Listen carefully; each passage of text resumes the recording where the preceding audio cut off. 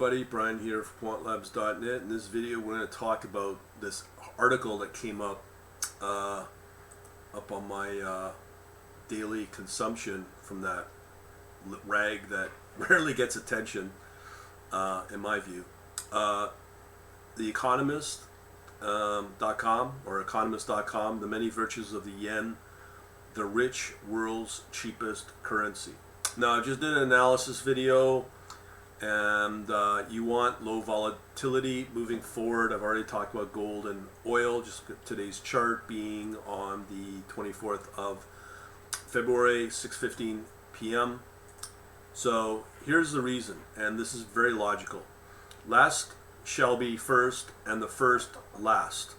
Emerging theme in capital markets is that securities that generated bumper returns in the era of low inflation, sluggish demand, and zero interest rates. Think American tech stocks are under pressure, while assets that fared horribly in the 2000s, oil, mining, and bank stocks, are holding up well. If it is cheap, inflation-proof, and formerly unloved capital is now increasingly drawn to it. So obviously there's a paywall here. This brings us to the yen, the forgotten currency of the least inflation-prone big economy of Japan.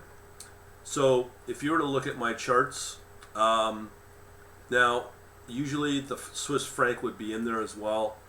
If I showed you the US dollar against the Swiss franc, I don't think you'll get the same kind of returns. So here you can see on a monthly basis, it's been fairly, now remember this chart goes back all the way back to 2004. This is a Wanda. Okay, and you can just see it's declined and it's been flat since. But with the US dollar and the Japanese yen, you can quite clearly see 2004 again, or 2002, but yet we do have a decline, but it started to move up from January 2012 to peak at April 2015, and it's been stable since. So as that article headline says, it is a cheap thing to hold, and there's going to be more of it. I do believe, as I said before in my previous video, that oil and gold looks like to be super volatile, and I think oil may have hit its peak. It may go up a little bit more, but it can't go up much higher because the market can only bear so much of how high the oil price goes. Otherwise, demand for oil will just drop back. That's what happened in 2008 and 9.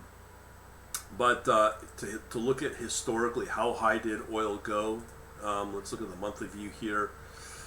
Historically, it went up to 140. We're at 98, so you could probably get some return there. And again, that's back in 2008 and 9. But there might be fundamental reasons now, because that did involve a war with potentially with Russia.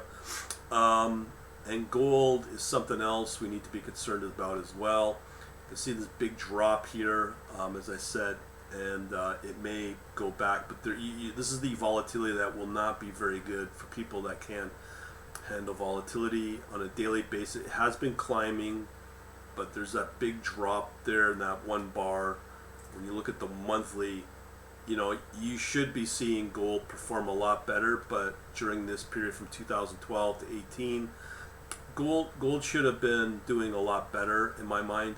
You do have a big bar here, but I do think gold is kind of manipulating its price, but who knows? I could be wrong, but so far what I'm seeing is the yen is kind of where the world may move to, and especially, and this is the Economist again, that a lot of the wealthy do read religiously, and they did say that the Japanese yen, with all the reasons I've given, as well as this business about low inflation and all that.